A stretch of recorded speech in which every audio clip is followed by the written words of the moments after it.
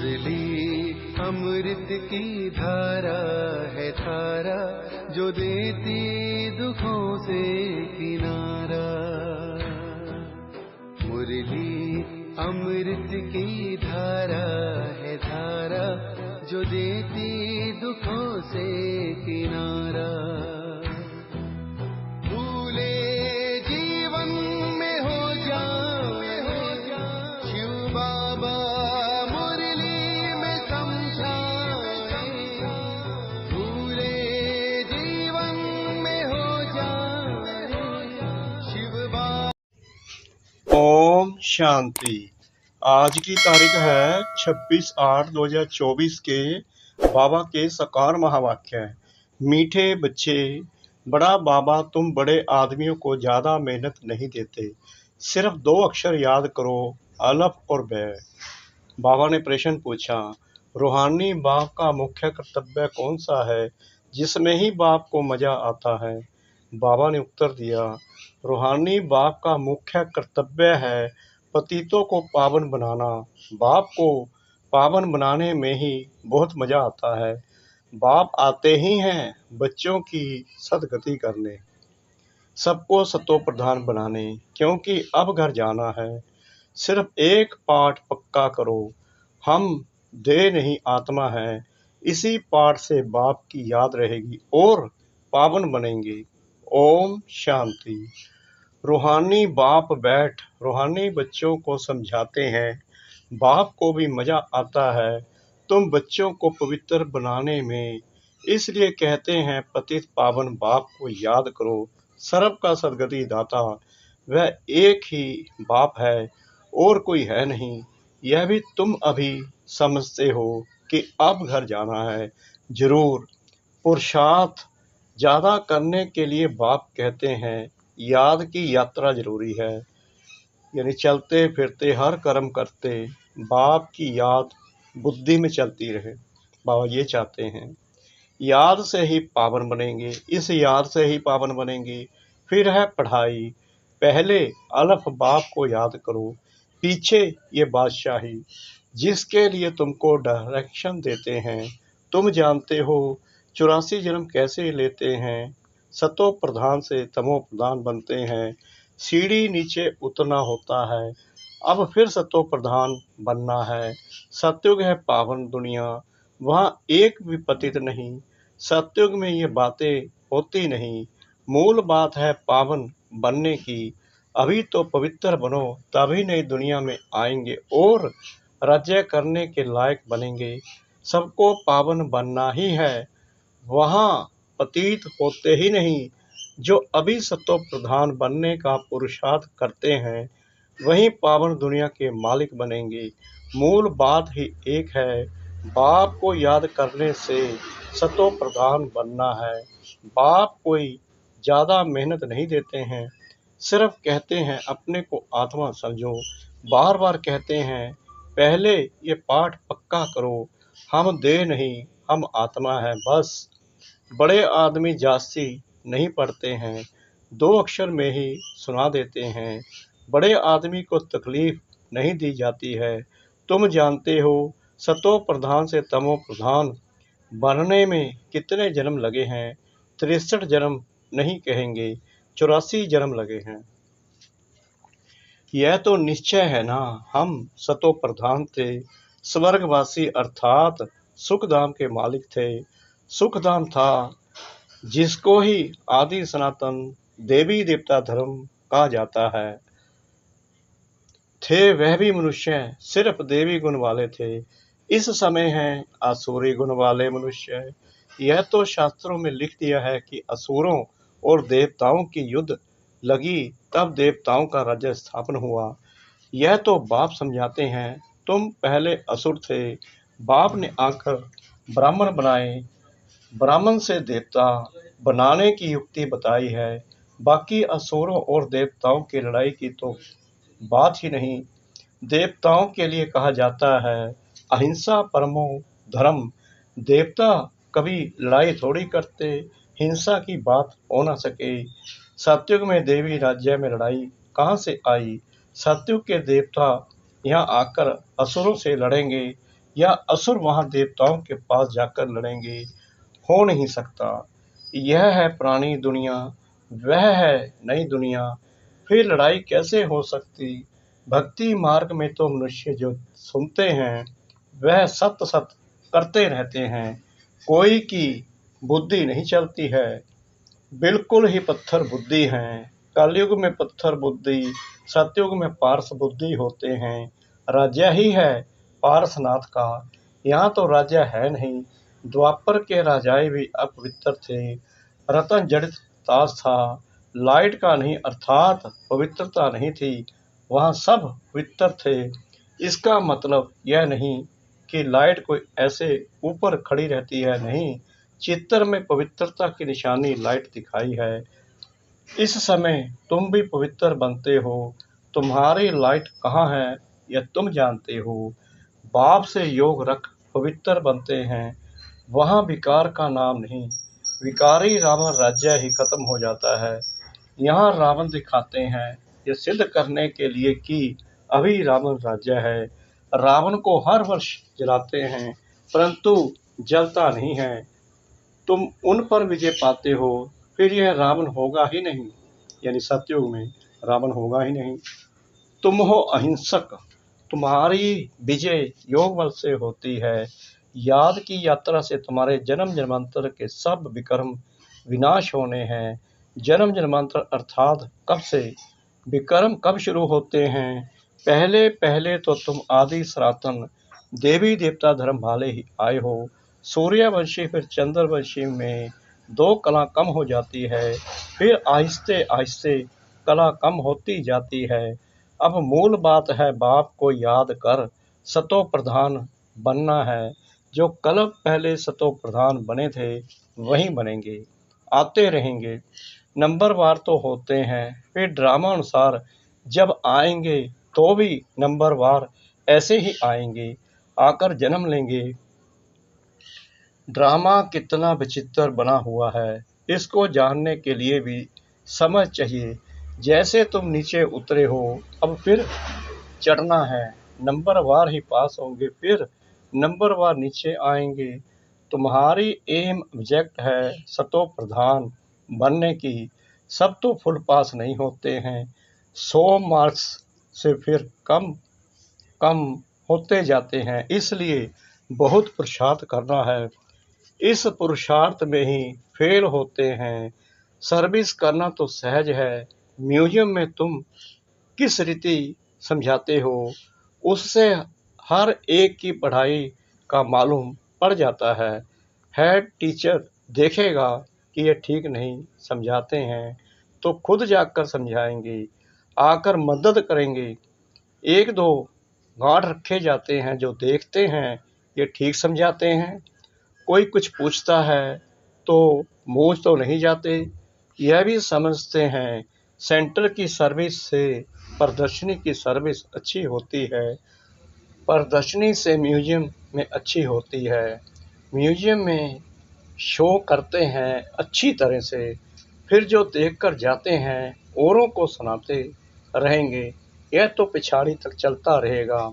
यह God fatherly world university अक्षर अच्छा है, इसमें मनुष्य का तो नाम ही नहीं। इनका उद्घाटन कौन करता है, बाप ने कहा है तुम बड़े आदमी से उद्घाटन कराते हो तो बड़े का नाम सुनकर बहुत आते हैं, एक के पिछाड़ी ढेर आ जाएंगे। इसलिए बाबा ने दिल्ली में लिखा कि बड़े बड़े आदमियों की जो ओपिनियन है वह छपाओ, तो मनुष्य देखकर कहेंगे इनके पास इतने बड़े बड़े आदमी जाते हैं, यह तो बहुत अच्छा ओपिनियन देते हैं, तो यह छपाना अच्छा है। इसमें और तो कोई जादू आदि की बात नहीं, इसलिए बाबा लिखते रहते हैं ओपिनियन का किताब बनना चाहिए, यहाँ भी बांटना चाहिए। गाया जाता है झूठी काया झूठी माया, इसमें सब आ जाते हैं।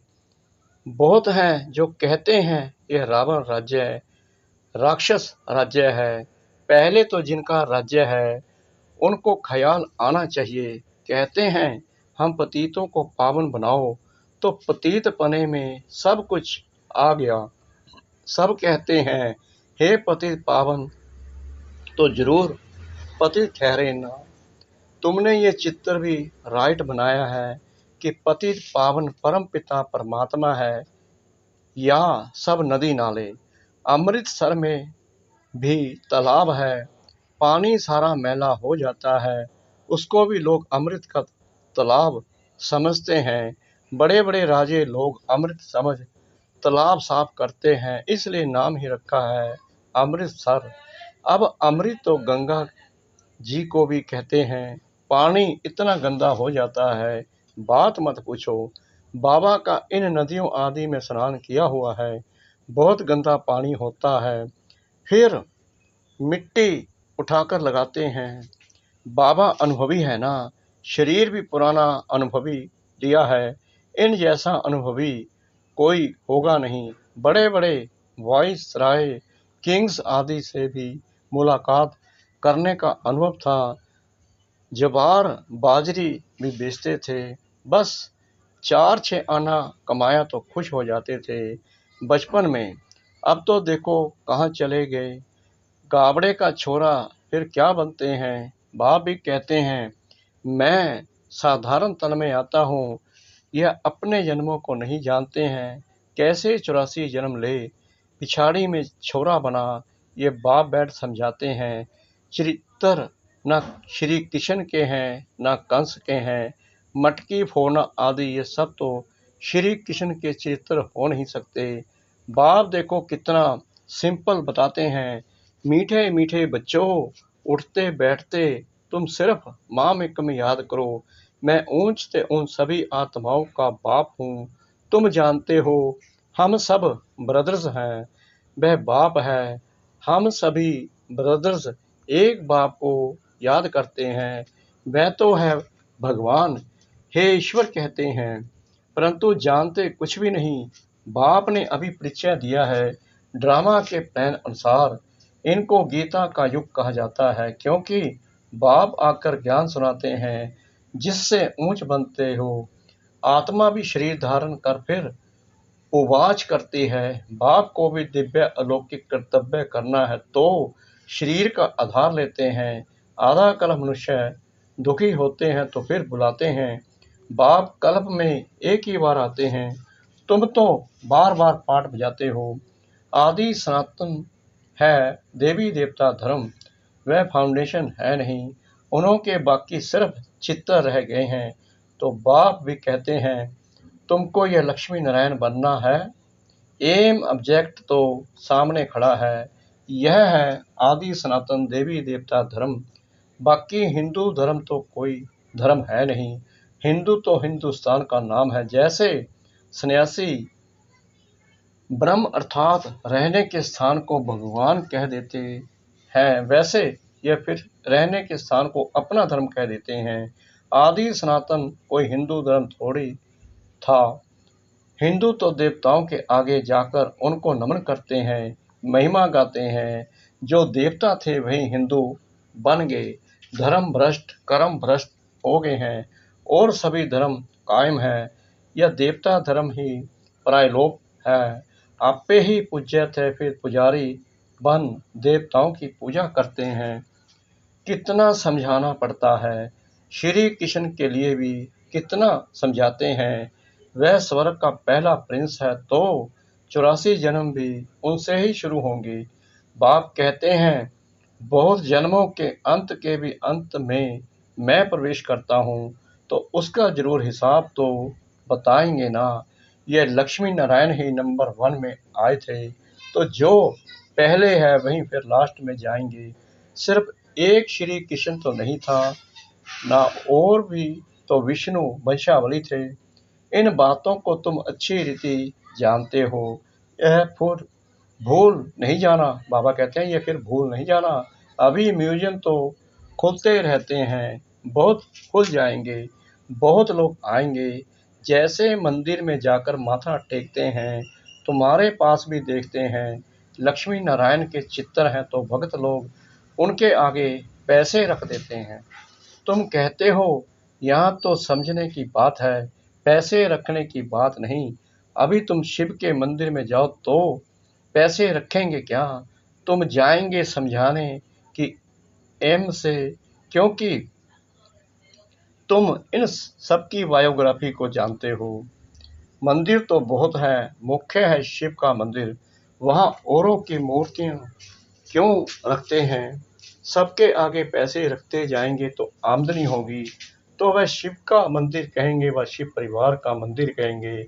शिव बाबा ने यह परिवार स्थापन किया, सच्चा सच्चा परिवार तो तुम ब्राह्मणों का है, शिव बाबा का परिवार तो सालिग्राम है। फिर हम भाई बहन का परिवार बन जाते हैं। पहले भाई भाई थे, फिर बाप आते हैं तो भाई बहन बनते हैं।